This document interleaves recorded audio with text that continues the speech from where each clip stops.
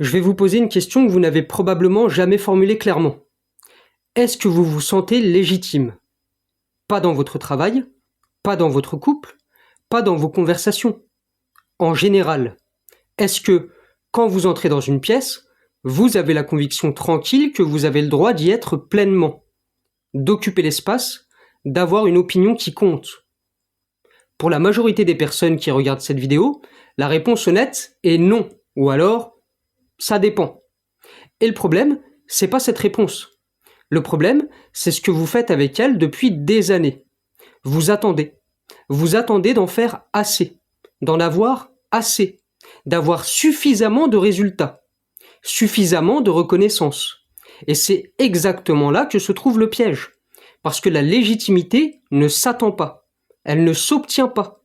Elle se structure. Dans cette vidéo, nous allons disséquer ensemble pourquoi vous attendez encore et pourquoi vous attendrez toujours si vous ne comprenez pas ce mécanisme maintenant. Il y a un concept que la psychologie populaire a mis entre toutes les mains depuis une vingtaine d'années. Le syndrome de l'imposteur. Pauline Clance et Suzanne Imes, deux psychologues américaines, l'ont formalisé en 1978 en étudiant des femmes à haut niveau de réussite qui, malgré leurs accomplissements objectifs, vivaient avec la conviction persistante d'être des fraudes, que leur succès était dû à la chance, aux circonstances, à une erreur de jugement des autres. La définition a voyagé. Elle a migré du laboratoire vers Instagram, LinkedIn, les podcasts de développement personnel. Et, quelque part dans ce voyage, elle a perdu sa précision clinique pour devenir quelque chose de plus large, de plus confortable, et finalement, de moins utile. Je dis pas que ce malaise n'est pas réel, je dis que le diagnostic est incomplet. Et un diagnostic incomplet est plus dangereux qu'une absence de diagnostic, parce qu'il vous donne l'impression de comprendre votre problème pendant qu'il vous détourne de sa vraie nature. Voici ce que le syndrome de l'imposteur vous dit. Vous avez un problème de perception. Vous ne voyez pas votre vraie valeur. La solution est de corriger cette perception. Donc vous allez chercher des preuves de votre légitimité. Vous ajoutez une ligne sur votre CV. Vous décrochez une autre certification. Vous attendez un retour positif de votre manager. Vous comptez les commentaires élogieux. Vous cherchez des signaux extérieurs qui viendraient confirmer ce que vous êtes incapable de vous confirmer à vous-même. Et ça marche. Pendant quelques heures. Parfois, quelques jours. Puis le doute revient. Légèrement différent dans sa forme. Identique dans sa structure. Pourquoi ? Parce que vous avez confondu le symptôme avec la maladie. Le symptôme, c'est le sentiment d'illégitimité. La maladie, c'est l'externalisation de votre source de valeur. Et aucune validation externe, aussi massive soit-elle, ne guérira jamais une dépendance à la validation externe. C'est comme essayer d'éteindre un feu à l'essence. Il faut poser ici une distinction que la psychologie populaire évite soigneusement parce qu'elle est inconfortable. Il y a deux types de légitimité. La légitimité conditionnelle, celle que vous vous accordez en fonction de ce que vous avez produit, obtenu ou reçu comme reconnaissance. Je suis légitime parce que j'ai ce diplôme. Je suis légitime parce que cette personne m'a choisi. Cette légitimité est instable par construction. Elle est suspendue à des conditions extérieures qui changent. Elle dépend des marchés, des humeurs, des jugements d'autrui. C'est une fondation sur du sable. Et la légitimité structurelle, celle qui ne dépend pas de ce que vous produisez, mais de ce que vous êtes. Pas au sens mystique du terme, au sens mécanique. Elle repose sur la cohérence entre ce que vous pensez, ce que vous dites et ce que vous faites. C'est ce que j'appelle la structure intérieure. C'est une fondation sur de la roche. La plupart des gens ne travaillent que sur le premier type. Ils empilent des accomplissements en espérant que l'accumulation finira par générer la sensation qu'ils cherchent. C'est logique. C'est aussi pourquoi ça ne fonctionne pas. Laissez-moi vous donner une image. Imaginez deux personnes qui entrent dans la même pièce, dans le même contexte professionnel. Les deux ont des compétences comparables. Les deux ont des résultats comparables. Mais l'une d'entre elles entre avec la conviction tranquille qu'elle a le droit d'être là. Elle occupe l'espace naturellement. Elle exprime ses opinions sans surjustifier. Elle peut être en désaccord sans anxiété. Elle peut ne pas savoir sans s'effondrer. L'autre entre en mode d'évaluation permanente. Elle surveille les réactions.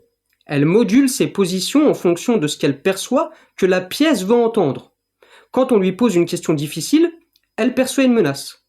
Quand elle reçoit une critique, même constructive, elle perçoit la confirmation de ce qu'elle craint depuis toujours. Ces deux personnes ne diffèrent pas sur leurs compétences, elles diffèrent par leur structure intérieure. Et c'est cette différence invisible à l'œil nu, absolument décisive dans tous les résultats, que nous allons examiner maintenant. Il y a un mécanisme psychologique que les chercheurs appellent l'adaptation hédonique. Votre cerveau normalise chaque niveau de réussite. Ce qui était une victoire il y a 6 mois est devenu votre nouveau point de départ. Et depuis ce nouveau point de départ, vous êtes de nouveau insuffisant. Notre culture interprète mal ce mécanisme. Elle vous dit « continuez à accomplir, continuez à accumuler ». Je vous dis que vous ne vous sentirez jamais légitime par l'accumulation parce que la légitimité n'est pas une récompense au bout d'une course. C'est une propriété structurelle. Soit elle est intégrée dans votre architecture intérieure, soit elle ne l'est pas.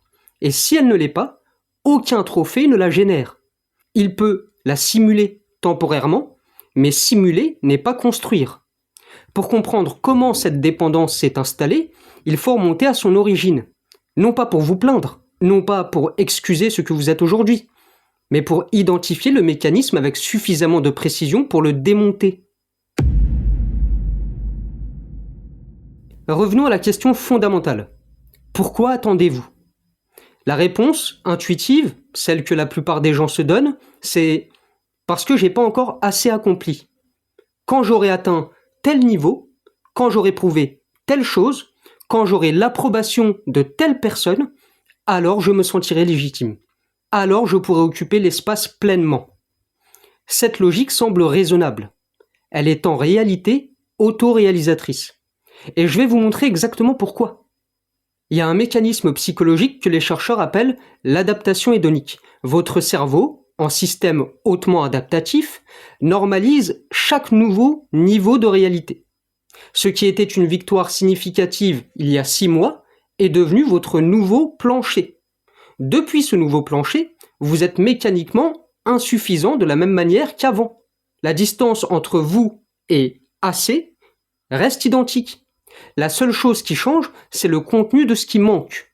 Philip Brickman et Donald Campbell ont documenté ce phénomène dès 1971.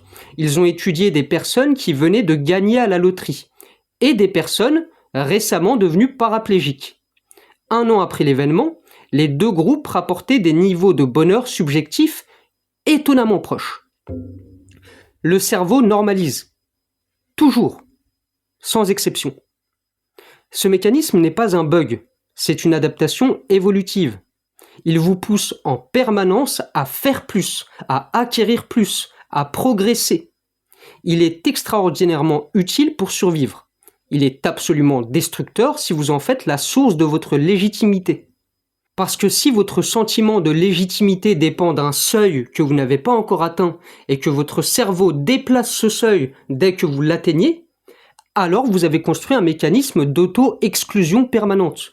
Vous êtes condamné à attendre, non pas par manque d'ambition, par manque d'architecture cognitive. Mais c'est pas uniquement une question de neurologie. Il y a une dimension comportementale qui aggrave le mécanisme. Et c'est là que les choses deviennent intéressantes. Quand vous attendez d'être légitime pour agir pleinement, qu'est-ce que vous faites en attendant ? Vous vous atténuez. Vous parlez moins fort. Vous défendez moins vos positions. Vous surjustifiez vos choix. Vous cherchez le consensus avant d'exprimer une opinion. Vous demandez une permission implicite avant d'occuper l'espace. Et le monde, qui n'a pas accès à votre intérieur, qui ne perçoit que vos signaux, enregistre précisément ce que vous lui envoyez. Il vous traite comme quelqu'un qui attend d'être légitime. Parce que c'est exactement le signal que vous émettez. C'est ce que j'appelle l'effacement actif. Ce n'est pas une invisibilité subie, c'est une invisibilité construite, méthodiquement, par une série de petits reculs quotidiens. Chaque fois que vous ravalez une opinion, chaque fois que vous laissez passer une limite, chaque fois que vous choisissez l'accord plutôt que la vérité, vous ne vous protégez pas, vous vous effacez. Et voici le paradoxe que personne ne formule clairement. L'attente n'est pas neutre. Elle n'est pas une période de préparation. Elle est une pratique de l'effacement. Et plus vous la pratiquez, plus elle devient votre état par défaut. Ce n'est pas que vous manquiez de confiance, c'est que vous vous entraînez quotidiennement à ne pas en avoir. Le mécanisme de l'attente a un résultat terminal. Voici ce qu'il produit concrètement. Des personnes compétentes qui n'expriment jamais complètement ce qu'elles pensent. Des individus capables qui sous-valorisent systématiquement leur contribution. Des gens qui ressentent une légère, persistante sensation d'être à côté de leur propre vie. Non pas parce qu'ils manquent de valeur, mais parce qu'ils sont devenus étrangers à eux-mêmes à force de se moduler pour les autres. Robert Sapolsky, neurobiologiste à Stanford, a montré que les individus qui perçoivent chroniquement leur environnement comme une menace, même à faible intensité, voient leur cortisol rester structurellement élevé. Et un cortisol chroniquement élevé impacte la mémoire de travail, la prise de décision et, fait particulièrement brutal, la capacité à accéder à ses propres ressources sous pression. En d'autres termes, l'état d'attente anxieuse ne vous prépare pas à performer. Il vous coupe de la capacité à le faire. Vous attendez d'être assez pour agir, et l'attente elle-même vous rend moins capable d'agir. C'est une boucle fermée, et on ne s'en sort pas par l'accumulation. On s'en sort par la rupture structurelle. Alors, qu'est-ce que cette rupture structurelle implique réellement ? Pour répondre à cette question, il faut d'abord répondre à une autre question. Une question que la psychologie de développement personnel évite soigneusement parce qu'elle est fondamentalement inconfortable. La légitimité, la vraie, qu'est-ce que c'est ? La réponse courte, c'est une propriété structurelle, pas une récompense. Mais cette réponse courte ne sert à rien si vous ne comprenez pas ce qu'elle implique mécaniquement. Alors, disséquons. Quand j'observe des personnes qui ont, sans équivoque, une présence légitime, qu'est-ce que je vois ? Pas nécessairement les plus diplômés, pas nécessairement les plus riches, pas les plus connus. J'observe systématiquement 3 choses. Premièrement, ils pensent quelque chose de précis et ils le disent, pas en cherchant l'approbation, pas en vérifiant la réaction de la pièce avant de terminer leur phrase. Ils ont une position et ils l'occupent clairement, avec la même stabilité qu'on occupe un territoire dont on connaît les frontières. Deuxièmement, ils peuvent être en tort sans s'effondrer. La critique ne déclenche pas chez eux une menace existentielle. Elle déclenche de la curiosité ou du désaccord, mais pas la panique, parce que leur valeur n'est pas suspendue à leur infaillibilité. Troisièmement, ils ne surjustifient rien. Leurs choix n'ont pas besoin d'un dossier de plaidoirie, ils existent, ils assument la responsabilité. C'est tout. Ce que ces 3 caractéristiques ont en commun, c'est la cohérence verticale. La cohérence entre ce que vous pensez, ce que vous dites et ce que vous faites. C'est ça, la structure intérieure. C'est pas un concept mystique. C'est pas une qualité innée réservée aux naturellement confiants. C'est un alignement. Et un alignement, ça se construit. Ou ça se défait. Quand cette cohérence existe, quelque chose de remarquable se produit. Vous n'avez plus besoin que les autres valident votre présence, parce que votre présence est validée de l'intérieur, par la congruence entre vos 3 niveaux. Vous êtes littéralement la même personne en réunion professionnelle, en dîner de famille, et seul face à votre miroir. Pas parce que vous avez réprimé vos contradictions, parce que vous les avez intégrées. C'est ce que les philosophes stoïciens appelaient, avec un mot qui a perdu sa précision dans la vulgarisation moderne, l'intégrité. Non pas au sens moral de être quelqu'un de bien, au sens architectural.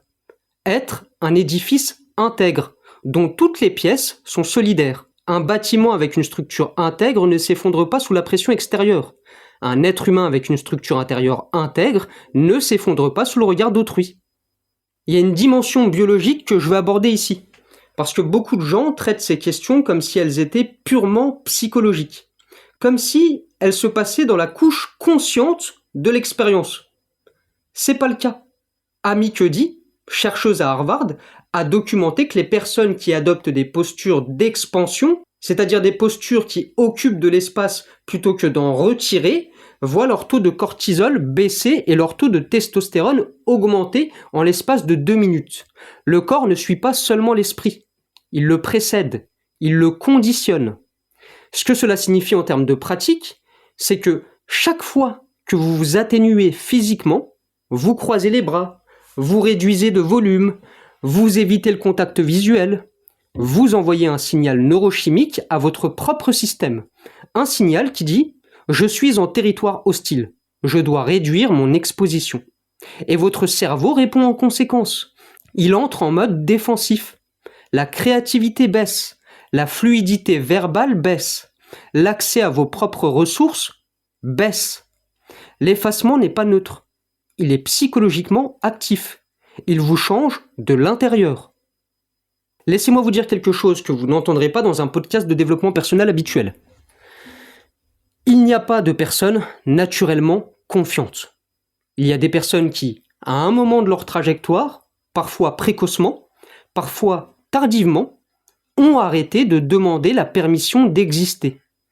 Et cette décision, qu'elle soit consciente ou non, a restructuré progressivement tout leur comportement et tous leurs résultats. Ce n'est pas inné, c'est de la pratique inverse de celle que vous avez développée. Voici la distinction que je veux graver dans cette partie. Il y a 2 manières de se situer dans le monde. La première, vous êtes un récepteur. Votre valeur vous est assignée de l'extérieur. Les décisions des autres, leurs regards, leurs jugements, leurs choix. C'est ce qui détermine ce que vous valez. Dans cette configuration, vous êtes structurellement dépendant. La présence ou l'absence de validation extérieure détermine votre état intérieur. Quand elle est là, vous existez. Quand elle est absente, vous doutez. Quand elle est négative, vous vous effacez. La deuxième, vous êtes une source. Votre valeur est générée de l'intérieur, par la cohérence de ce que vous pensez, dites et faites. Dans cette configuration, la validation extérieure devient ce qu'elle devrait toujours être, une information, utile, à considérer, mais pas constitutive de ce que vous êtes. Ces 2 modes d'existence ne sont pas des traits de caractère, ce sont des habitudes d'orientation. Et comme toutes les habitudes, elles peuvent être reprogrammées, si vous comprenez d'abord comment elles ont été programmées. Parce que vous n'êtes pas né récepteur, vous l'avez appris. Et dans la prochaine partie, nous allons localiser précisément où et comment. Pour résumer ce que nous venons de disséquer ensemble, et résumer n'est pas simplifier, c'est concentrer, la légitimité structurelle n'est pas une destination. Ce n'est pas quelque chose que vous atteignez après un nombre suffisant d'accomplissements. C'est un mode d'orientation, une décision, d'abord inconsciente puis consciente, d'être votre propre source de référence plutôt que votre propre tribunal. Et ce mode d'orientation produit mécaniquement des comportements différents. Des comportements qui, eux, produisent des résultats différents. La structure intérieure précède tout le reste. Elle précède la performance, elle précède la relation, elle précède la liberté. Ce n'est pas un slogan, c'est une loi de fonctionnement que nous allons maintenant rendre opérationnelle. Mais avant cela, avant de parler de reconstruction, il faut faire quelque chose que peu de gens acceptent de faire. Il faut remonter à l'origine. Je vais vous demander de faire quelque chose d'inhabituel dans les prochaines minutes. Je vais vous demander de regarder en arrière. Non pas pour vous plaindre, non pas pour excuser ce que vous êtes aujourd'hui, mais pour identifier le mécanisme avec suffisamment de précision pour le démonter. Parce que vous n'êtes pas né dans cet état d'attente, vous l'avez appris. Et tout ce qui s'apprend peut, avec la bonne compréhension, être désappris. Ce que je vais faire maintenant, c'est ce que j'appelle une archéologie comportementale. Remonter les couches, identifier l'origine de la dépendance à la validation externe. Pas pour y vivre, pour la voir clairement. Parce que on ne peut pas démonter ce qu'on ne voit pas. Il y a 3 sources principales. Elles ne s'excluent pas. Pour beaucoup d'entre vous, elles se cumulent. La première, c'est l'institution scolaire. Et je ne dis pas ça pour alimenter un discours anti-système. Je dis ça parce que c'est mécaniquement descriptif. Pendant les années les plus formatrices de votre développement, entre 6 et 18 ans, vous avez été placé dans un environnement dont la logique fondamentale est la suivante. Votre valeur est assignée de l'extérieur, par une autorité légitime, sous forme d'une note. Vous n'avez pas de voix dans cette attribution. Vous pouvez la contester, rarement avec succès. Vous apprenez, progressivement, que la manière la plus efficace d'exister dans cet environnement est de produire ce que l'évaluateur veut voir, non pas ce que vous pensez être vrai, ce que l'institution valide. Ce n'est pas une critique de l'enseignement, c'est un constat de ce que cette structure produit comme habitude cognitive. Des individus extraordinairement habiles à décoder ce que l'autorité attend d'eux, et extraordinairement désarmés face à la question « qu'est-ce que moi, je pense réellement ?» Vous avez passé 12 ans à optimiser le regard externe et vous vous demandez pourquoi, à 35 ans, vous cherchez encore la note de votre manager avant de savoir si vous avez bien travaillé. La deuxième source, c'est la dynamique familiale. Et ici, je vais être précis, parce que la psychologie populaire a tendance à transformer cette conversation en procès des parents, ce qui est à la fois injuste et contre-productif. La plupart des mécanismes d'externalisation de la valeur ne viennent pas de parents malveillants.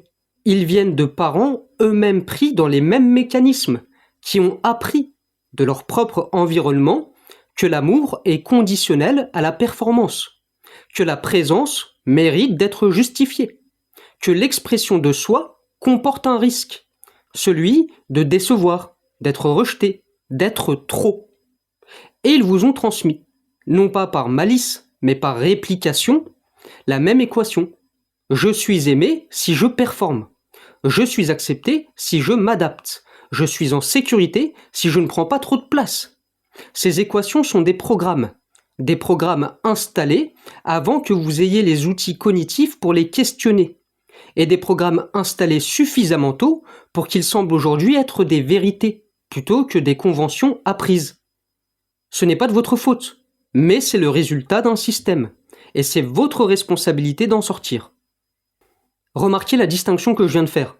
Faute et responsabilité ne sont pas synonymes. La faute regarde en arrière, la responsabilité regarde en avant. Vous pouvez ne pas être responsable de l'origine d'un mécanisme et être entièrement responsable de sa perpétuation. C'est la position d'adulte. C'est la seule position depuis laquelle quelque chose change vraiment. La troisième source est plus contemporaine, et elle est plus agressive que les 2 premières parce qu'elle est permanente, ubiquitaire, et qu'elle se présente comme un progrès. Nous vivons dans une culture du regard en temps réel. Les réseaux sociaux n'ont pas créé le besoin de validation externe. Ils l'ont industrialisé. Ils ont transformé un mécanisme psychologique existant en infrastructure, en donnant à chaque comportement, chaque opinion, chaque fragment d'existence une métrique. Le like, le partage, la réponse. Ils ont rendu la validation externe non seulement disponible en permanence, mais mesurable à la virgule près. Et un cerveau exposé à une récompense mesurable, instantanée et variable, c'est exactement le profil d'un mécanisme d'addiction. Vous ne consultez pas vos notifications pour l'information. Vous les consultez pour l'état neurochimique qu'elles produisent. Et comme pour toute substance addictive, la tolérance monte. Il en faut de plus en plus pour produire le même effet. Et en dessous de la dose, il y a le manque. Ce que ça produit à l'échelle d'une génération, eh bien, c'est des individus dont la régulation émotionnelle est partiellement externalisée vers un flux de signaux numériques. Des individus qui ont de plus en plus de mal à tolérer le silence, intérieur ou extérieur. Des individus dont le sens de leur propre valeur fluctue en fonction d'une variable qu'ils ne contrôlent pas et ne contrôleront jamais. Ce n'est pas une faiblesse morale, c'est un conditionnement. Mais un conditionnement reconnu est un conditionnement qui peut être renversé. Vous avez maintenant une carte. Vous savez ce que la légitimité structurelle est et n'est pas. Vous savez pourquoi l'attente est une boucle fermée. Vous savez d'où vient la dépendance.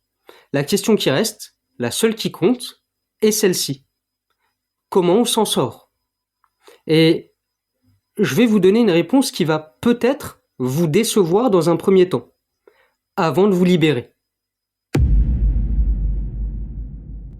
Je ne vais pas vous donner une liste, pas de 7 étapes pour vous sentir légitime, pas de rituels matinaux, pas de mantra à répéter devant votre miroir.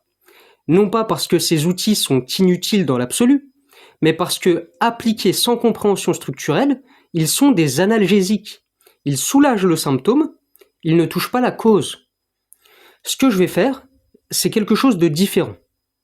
Je vais vous proposer un réalignement, une réorientation fondamentale de la question que vous vous posez. Jusqu'à aujourd'hui, la question que vous vous posez, consciemment ou non, est la suivante. Comment est-ce que je deviens suffisamment légitime aux yeux des autres pour me sentir légitime à mes propres yeux? C'est la mauvaise question. Pas parce qu'elle est mal intentionnée, parce qu'elle est structurellement incapable de produire la réponse que vous cherchez. Elle place la source à l'extérieur. Elle conditionne votre état intérieur à une variable que vous ne contrôlez pas. La question juste, la seule qui ouvre quelque chose, est celle-ci. Comment est-ce que je construis une cohérence intérieure suffisamment solide pour que le regard extérieur devienne une information plutôt qu'un verdict? La reconstruction de cette cohérence repose sur 3 pratiques. Je les appelle pratiques, pas exercices, pas techniques, parce qu'elles ne fonctionnent que si elles deviennent des modes d'être, pas des petites actions ponctuelles. La première pratique, dire ce que vous pensez dans le lieu où vous avez l'habitude de vous taire. Pas de manière agressive, pas de manière revendicatrice, avec la même neutralité qu'on énonce un fait. Vous pensez que cette décision est mauvaise? Vous le dites. Vous n'êtes pas d'accord avec cette lecture de la situation? Vous le dites. Vous n'aimez pas cette proposition? Vous le dites. Ce que vous allez observer, et c'est important de l'anticiper, c'est une résistance interne immédiate, une montée d'anxiété, un calcul rapide et automatique des conséquences potentielles. C'est le programme qui s'active. C'est la reconnaissance que vous êtes exactement au bon endroit. La parole sans filet n'est pas un acte de bravoure héroïque, c'est un acte de cohérence répété. Et chaque répétition renforce la conviction, neurologique, pas seulement psychologique, que votre voix a le droit d'exister dans l'espace. La deuxième pratique, maintenir une position quand elle est questionnée sans surjustifier et sans capituler. Comprenez bien la distinction. Je ne parle pas d'entêtement. Je parle de la capacité à rester ancré face à une pression sociale qui n'est pas un argument. Il y a une différence fondamentale entre changer d'avis parce qu'on vous a apporté un meilleur argument, c'est de la mise à jour intellectuelle, c'est précieux, et changer d'avis parce que quelqu'un a élevé le ton, insisté ou manifesté son désaccord avec une intensité suffisante pour déclencher votre réflexe d'apaisement. Le second n'est pas de la flexibilité, c'est de la capitulation. Et chaque capitulation renforce l'équation que vous essayez de démonter, à savoir « ma position n'a de valeur que si les autres l'approuvent ». Quand vous maintenez une position sous pression, calmement, sans agir avec agressivité, sans surjustification, vous envoyez un signal différent, à la pièce et surtout à vous-même. La troisième pratique est la plus difficile, et c'est celle qui change tout. Agir sans avoir obtenu la validation préalable que vous avez le droit d'agir. Lancez ce projet sans attendre que quelqu'un vous dise que vous êtes prêt. Exprimez cette opinion sans avoir vérifié que la pièce est réceptive. prendre cette décision sans construire d'abord le dossier de plaidoirie qui justifie votre droit à la prendre. C'est pas de l'imprudence. C'est le refus de soumettre votre action à un tribunal extérieur avant même qu'elle existe. C'est traiter votre propre jugement comme une source suffisante, provisoirement, imparfaitement, mais suffisamment. Et voici ce que vous allez découvrir. Dans la grande majorité des cas, personne n'attendait votre dossier de justification. Vous étiez le seul à l'exiger. Le tribunal que vous craigniez n'existait que dans l'architecture de votre attente. Ces trois pratiques ont un point commun. Elles placent la structure avant le résultat, avant la reconnaissance, avant la récompense, avant même la certitude que ça va fonctionner. C'est contre-intuitif. Notre logique dominante, celle de la culture de la performance, nous dit que la structure suit le succès, que vous vous sentirez légitime quand vous aurez produit suffisamment de légitimité aux yeux des autres. C'est l'inverse. La structure intérieure précède la liberté. Elle ne la suit pas, elle ne l'accompagne pas, elle la précède, sans exception. La liberté, la vraie, celle qui n'est pas suspendue au regard d'autrui, est la conséquence d'une structure intérieure construite. Pas son point de départ, pas sa récompense, sa conséquence mécanique et inévitable. Vous ne trouverez pas la liberté en cherchant la liberté. Vous la trouverez en construisant la structure qui la rend possible. Ce que je viens de vous décrire n'est pas un programme de bien-être. C'est pas une promesse de bonheur, c'est quelque chose de plus sobre et de beaucoup plus durable. C'est l'architecture d'un être qui n'a plus besoin de permission pour exister pleinement. Certains trouveront ça froid, insuffisamment chaleureux. Ils auraient voulu une conclusion plus enveloppante, quelque chose qui les rassure que tout va bien se passer. Je ne vais pas vous donner ça, parce que ce n'est pas ce que vous êtes venu chercher ici. Et parce que la chaleur que vous cherchez, la seule qui tient dans le temps, ne vient pas d'une vidéo. Elle vient de la relation que vous construisez, progressivement, inconfortablement, avec votre propre jugement. Je vais terminer par l'endroit où nous avons commencé. Vous attendez d'être légitime. Vous accumulez des preuves. Vous cherchez des signaux. Et le sentiment ne vient pas. Ou il vient, brièvement, puis disparaît. Vous concluez que vous n'en avez pas encore assez fait. Je vous propose une lecture différente. Ce n'est pas que vous n'en avez pas encore assez accompli. C'est que vous cherchez à l'extérieur quelque chose qui ne peut se construire qu'à l'intérieur. Ce n'est pas un problème de volume d'accomplissement. C'est un problème d'orientation. Et une orientation se change. Pas en un jour, pas sans résistance, mais elle se change.